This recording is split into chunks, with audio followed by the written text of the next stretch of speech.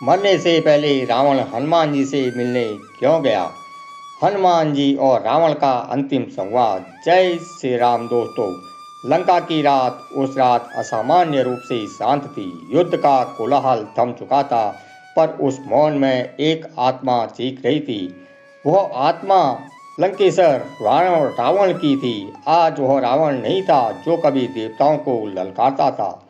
आज उसके शरीर से अधिक घायल उसका मन था। रावण जानता था कि हनुमान बहुत ज्ञानी, बलवान और राम भक्त हैं। वह हनुमान जी की भक्ति और निष्ठा से प्रभावित था। युद्ध भूमि से लौटता हुआ रावण जब वह ऐसा नहीं था जैसा वह कभी हुआ करता था। उसके शरीर पर चोटें थी, पर उसके भी गहरी चोट उसके भीतर कहीं लगी थी। रावण अपने कक्ष में अकेला खड़ा था। चारों ओर मौन था, पर उस मौन में असंख्य प्रश्न गूंज रहे थे।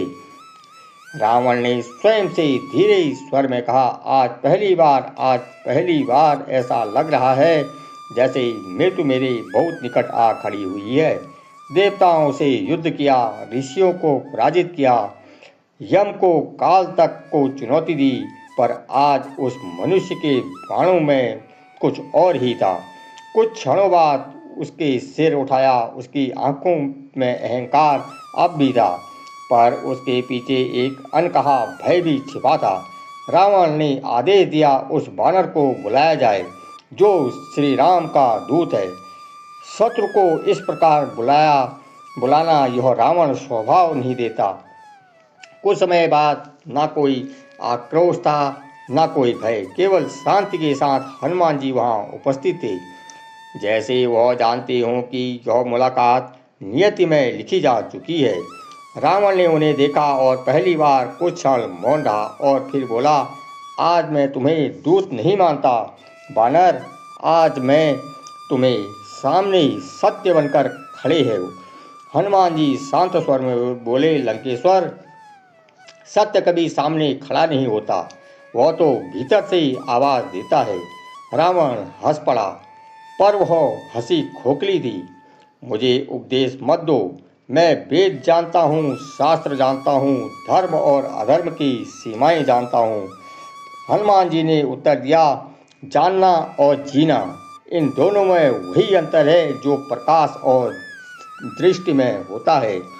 यह वाक्य रावण के भीतर कहीं गहरा उतर गया। रावण ने हनुमान जी की ओर देखा। कुछ पल तक वह कुछ नहीं बोला। फिर रावण ने कहा, बानर, आज मैं तुम्हें दूत नहीं समझ रहा, आज मैं तुम्हें उस शक्ति का प्रतिनिधि मान रहा हूँ जो मेरे अंत का कारण बनने वाली है। हनुमान शांत रहे। उनकी दृष्टि करुणा से भरी थी, पर उसमें कोई दया याचना नहीं थी। हनुमान ने कहा, लंकेश्वर, जिसे आप अंत समझ रहे हैं वह वास्तव में केवल परिणाम है। कारण तो बहुत पहले ही जन्म ले चुका है। रावण के मुख पर एक तीखी मुस्कान उभरी, पर वह मुस्कान खोखली थी। कुछ क्षण वह मौन रहा। रावण ने कहा, तो सुनो हनुमान, आज मैं तुम्हें इसलिए बुलाया है क्योंकि पहली बार मुझे लगा कि मेरी शक्ति मेरे हाथ से फिसल रही है, और जब शक्ति चली जाती है तब ज्ञान की आवश्यकता पड़ती है। हनुमान ने कहा, ज्ञान तब फल देता है जब अहंकार उसका मार्ग न रोके। रावण की आंखें क्षण भर के लिए जल उठी। रावण ने कहा, अहंकार क्या है? मैं अकेला हूँ जो अहंकारी हूँ। क्या तुम्हारे राम अहंकार से मुक्त हैं? क्या वे स्वयं को धर्म का एकमात्र वाहक नहीं मानते?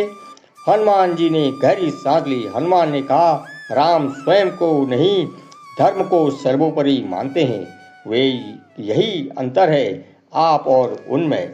रावण ने सिर झुका लिया। यह दृश्य लंका ने पहले कभी नहीं देखा था।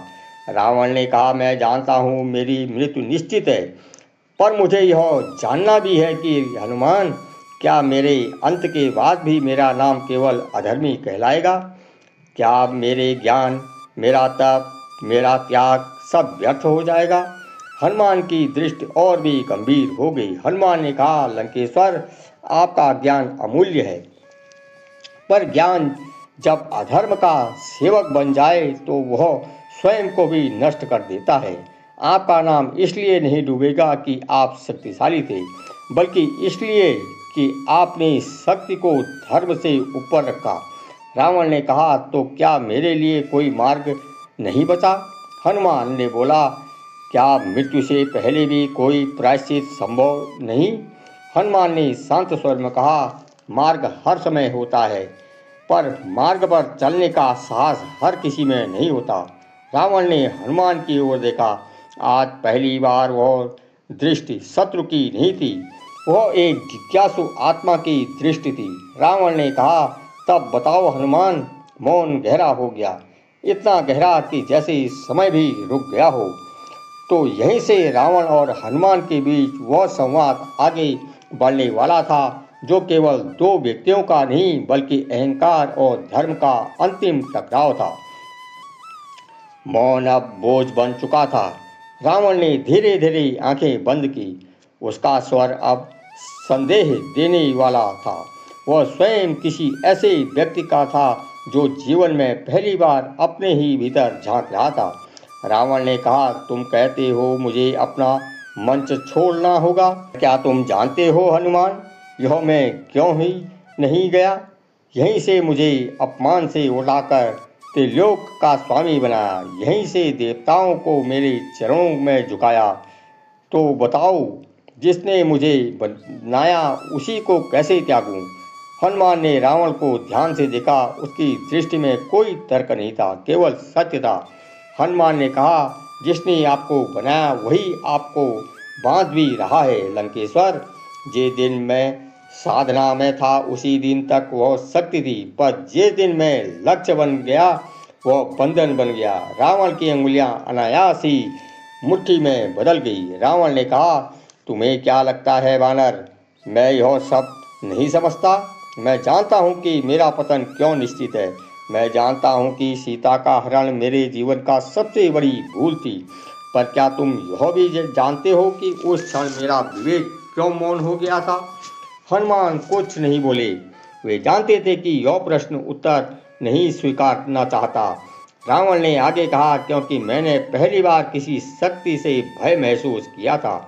वह शक्ति सीता नहीं थी, वह राम थे। पर जब कोई अहंकारी व्यक्ति किसी से भय खाता है तो वह उसे नष्ट नहीं, उसे अपने अधीन करना चाहता है। हनुमान ने कहा, और वही क्षण था जब आपने युद्ध नहीं अपने ही अंत को आमंत्रण दे दिया। रावण ने कहा, तुम्हारे राम वे मौन में भी युद्ध कर जाते हैं। उनकी शांति मेरे सारे शस्त्रों के अधिक भयंकर है, और यही कारण है कि हनुमान की मैं आज तुमसे मिलने आया हूँ। हनुमान ने पहली बार स्पष्ट प्रश्न किया। हनुमान ने कहा, आप जानना चाहते हैं लंकेश्वर? रावण कुछ क्षण चुप रहा, फिर उसने कहा जो उसने कभी किसी से नहीं कहा था। रावण ने कहा, मैं जानता हूँ। क्या राम मुझे क्षमा करेंगे? यह प्रश्न नहीं था, यह स्वीकारोक्ति थी। हनुमान की आंखें क्षण भर के लिए बंद हो गई। हनुमान ने कहा, राम क्षमा करने में कभी संकोच नहीं करते, पर क्षमा मांगने के लिए अहंकार का त्याग आवश्यक होता है। रावण ने धीरे से सिर हिलाया।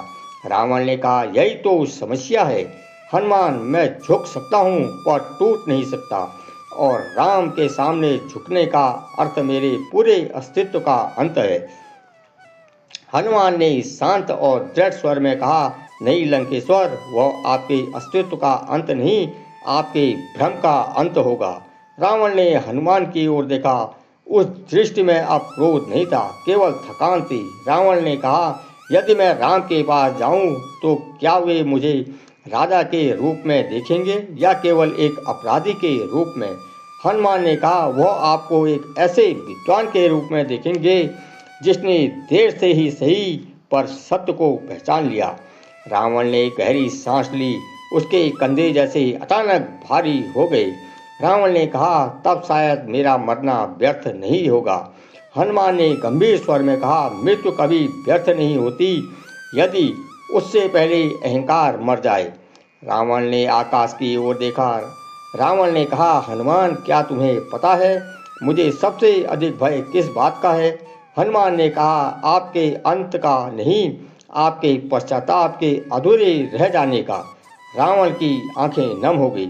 इस बार उसने उन्हें रोका नहीं। रावण ने कहा, यदि मैं युद्ध भूमि में गिरूं तो राम से कहना मैं उनसे हारा नहीं, मैं स्वयं से हार गया।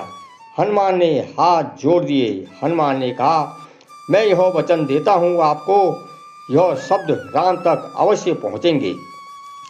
मौन फिर उतर आया, पर अब वह मौन बोझ नहीं था, वह स्वीकार का मौन था। और यही रावण और हनुमान का संवाद एक ऐसा मोड़ पर पहुंच चुका था जहां अलग लक्ष्य या पूर्ण पश्चाताप था। यह अंतिम युद्ध से पहले अंतिम सत्य राम अब लगभग रात अंतिम सत्य वचन था और लगभग रात की समाप्ति हो चुकी थी। पूर्व दिशा से हल्की सा उजाला उभरने लगा था, पर रावण के भीतर का अंधकार अभी पूरी तरह छटा नहीं था। रावण बहुत देर तक कुछ नहीं बोला। वह भूमि की ओर देखता रहा, मानो वहाँ उसे अपने ही कर्मों की परछाई दिखाई दे रही है। फिर उसने धीमे स्वर में कहा, हनुमान, यदि कोई व्यक्ति जीवन भर गलत दिशा में चलता रहे और अंत में सही मार्ग पहचान ले तो क्या उसे मोक्ष का अधिकार मिलता है या फिर उसे अपने ही पाप का मूल्य भुगतना चुकाना पड़ता है। हनुमान ने रावण की ओर देखा। उनकी आंखों में अब करुणा थी, पर उससे भी सत्य की कठोरता छिपी थी। हनुमान ने कहा, मोक्ष किसी का अधिकारी नहीं होता लंकेश्वर, वह तो एक अवस्था है जो तब आती है जब मन अपने भार से मुक्त हो जाए। यदि पहचान सच्ची हो तो अंतिम लक्ष्य भी पर्याप्त हो जाता है। रावण ने वह प्रश्न किया जो उसने कभी नहीं किया था। पूछा, क्या राम मुझे क्षमा करेंगे? हनुमान जी ने आंखें बंद कर ली और बोले, श्री राम क्षमा करने में कभी विलंब नहीं करते। क्षमा पाने के लिए अहंकार का त्याग आवश्यक है। रावण बोला, मैं झुक सकता हूँ, टूट नहीं सकता।